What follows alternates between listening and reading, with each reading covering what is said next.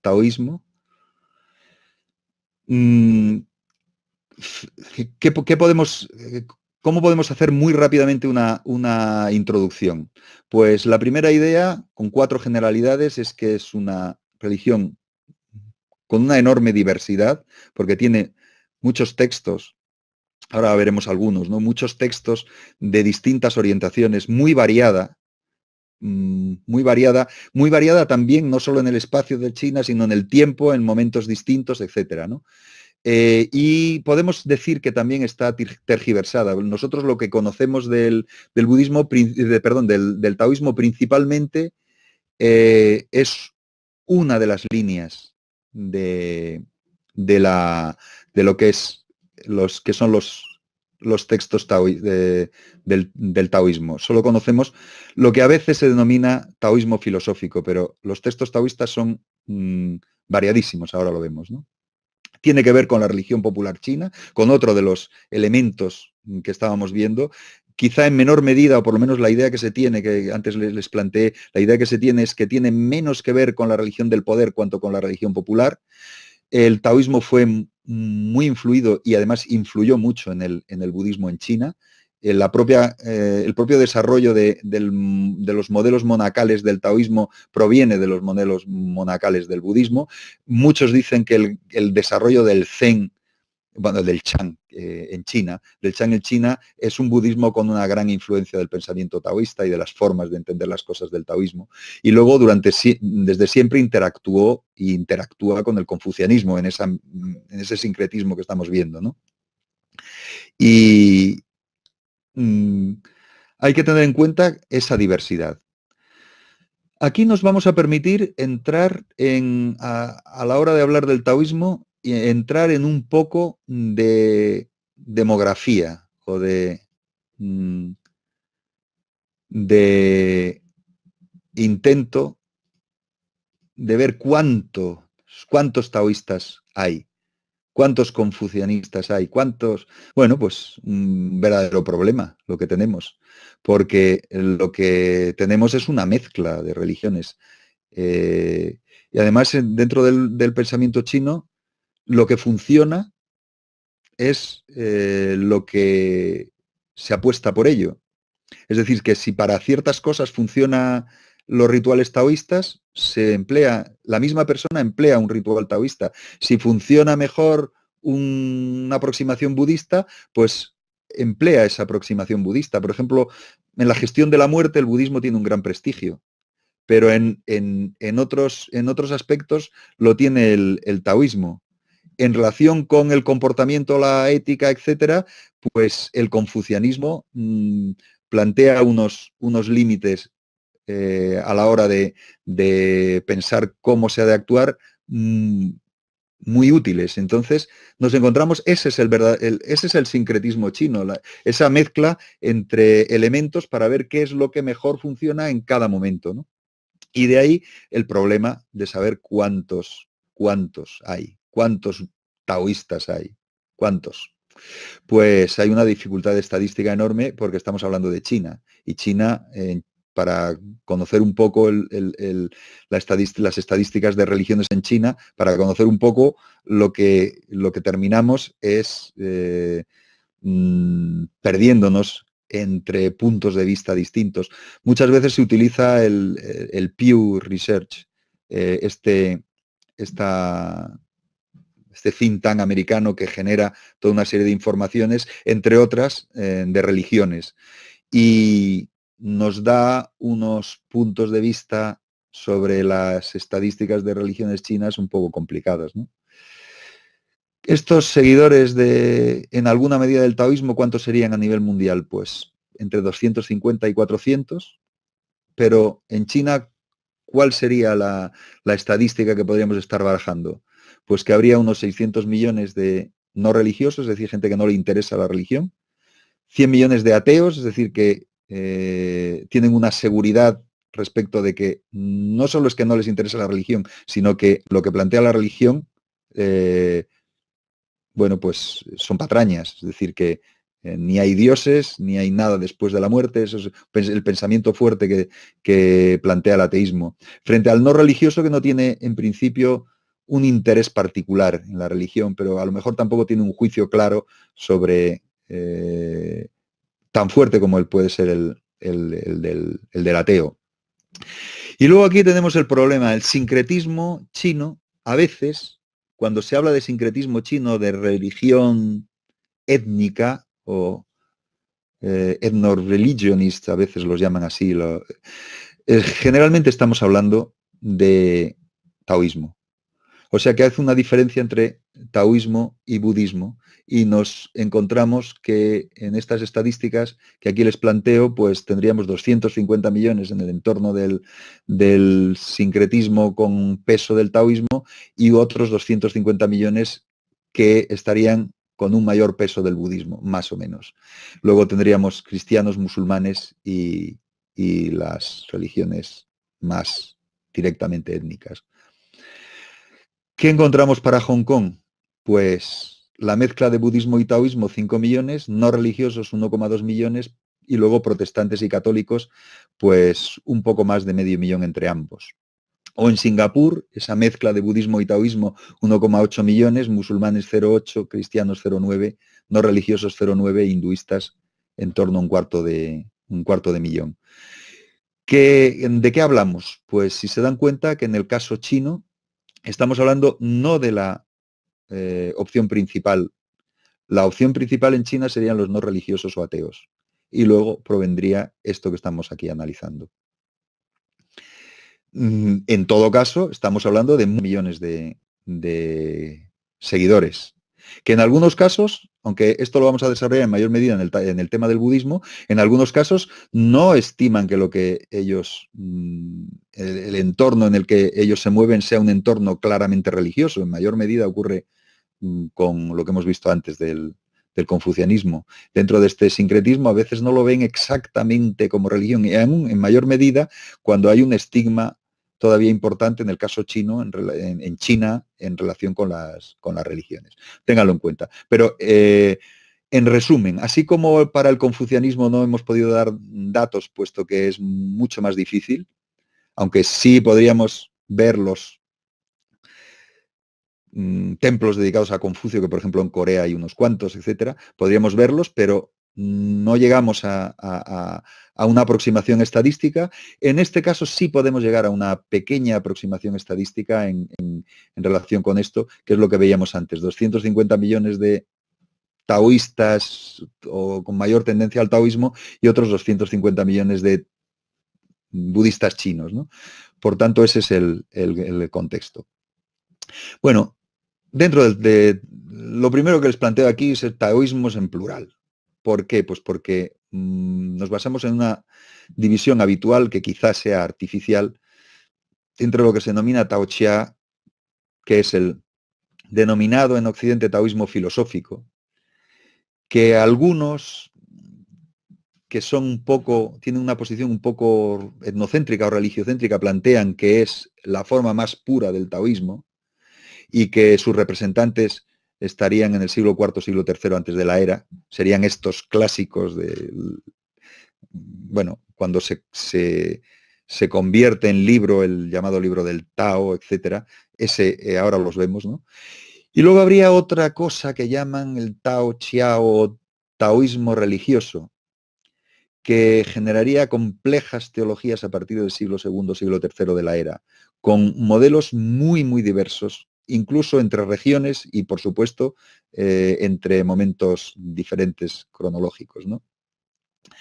¿Qué es lo que nos encontramos? Que para algunos no resulta muy satisfactorio este planteamiento de taoísmo filosófico respecto de taoísmo religioso. No parecen movimientos caracterizados como tales, ¿no? Ni siquiera podríamos decir que son estratos dentro de la religión. Y quizá sería conveniente optar por otros conceptos para el estudio, ¿no? Y quizá podríamos proponer taoísmo popular frente a taoísmo aristocrático. Quizá es más aristocrático el taoísmo que se mira en el libro del Tao que el taoísmo que se mira en tratados que podríamos denominar mágicos o alquímicos, el taoísmo de masas o el taoísmo de pequeños grupos, que se apartan, esos pequeños grupos que tienen la idea del sabio apartado del mundo frente a un taoísmo de masas que genera movimientos, en algunos casos claramente revolucionarios, ¿no? Un taoísmo monacal que se organiza como se organizaban los budistas en monasterios, un taoísmo de Estado en ciertos momentos en que tuvo una relación con algunos emperadores, un taoísmo directamente planteado como esotérico, basado en talismanes, en técnicas de respiración, en técnicas de, de meditación, etcétera. Podríamos también plantearlo así. Bien, volvemos otra vez a la base que encontramos en todo este mundo chino, que es los libros, la clave para el conocimiento de estas religiones, como era en el caso del confucianismo, tanto los 6 como los 4 clásicos, pues tenemos aquí los libros taoístas. Los más conocidos, los que están traducidos de un modo sistemático a las lenguas occidentales, y también los tenemos muchos de ellos en español, son los que corresponden a eso que ha ido construyéndose como la idea del taoísmo filosófico, que antes han visto que les he planteado alguna duda respecto de hasta qué punto no es una construcción un poco artificial. Bueno, evidentemente el más con mayor peso que tiene, porque ha sido traducido una gran cantidad de veces, Tao Te Ching o Tao Te Jing, ¿no? El libro del camino y la virtud, o cuyo autor teórico es este viejo sabio, ¿no? El Lao Tzu, este anciano maestro, ¿no? Cuya fecha es el siglo VI antes de la era, pero el libro como tal no se redacta hasta el 3-2 antes de la era, aunque evidentemente utilizando materiales previos. Y es complejo y críptico y la dificultad de traducirlo es enorme, como ya veremos en su momento, ¿no? Pero tenemos la suerte de tener buenas traducciones. Yo aquí les aconsejo la de Ignacio Preciado, que es bilingüe con múltiples reimpresiones, incluido la última de este mismo año, en 2018, de Trota, con la inclusión de nuevos manuscritos. Esta es otra de las características de este texto, es que han aparecido y aparecen nuevos manuscritos con ordenaciones distintas de lo que es el capítulo 1 respecto del el 40, en fin, se reordenan de maneras distintas. Y eso, la inclusión de nuevos manuscritos en la propia traducción de Ignacio Preciado hace que sea una traducción muy interesante. Luego tenemos, ya hemos visto el libro del Tao, el llamado libro del Tao, o Tao Te Ching o Tao Te Jing. Luego tenemos el libro del sabio taoísta llamado Xuan Tzu o Xuan Tzu, fechable en el siglo IV, siglo III antes de la era, del cual también tenemos una serie de traducciones. La de Carmelo Lorduy, que ya lo conocen, también tiene una traducción del Tao Te Ching, el Carmelo Lorduy, este misionero en China que tenía un excelente conocimiento de la lengua china, ¿no? Y entonces Carmelo Lorduy incluye el Chuan Tzu entre sus traducciones, en la traducción del año 77 que hace. Ignacio Preciado también tiene una traducción de este autor taoísta, y algunas más hay, parciales. Y luego tenemos un tercer libro. Estos tres son los que más se conocen en Occidente, y en español tenemos estas traducciones. El Lie Tzu o Lie Tzi, un sabio de ese nombre del siglo IV antes de la era, aunque en realidad son recopilaciones de materiales, ¿no?